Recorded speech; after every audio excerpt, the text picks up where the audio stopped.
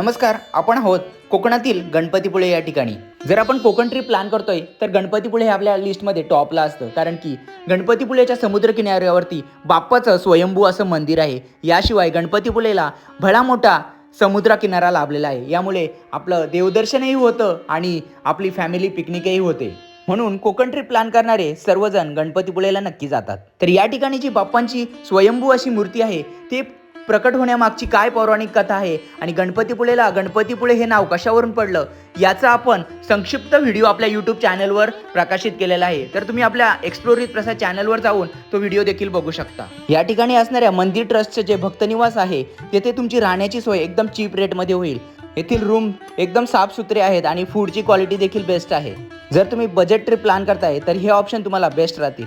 येथून जवळच तुम्हाला कोकण फेमस आरेवारे बीच आणि जयगड फोर्ट देखील बघायला मिळेल. कोकणात जाताय तर गणपतीपुळेला नक्की भेट द्या.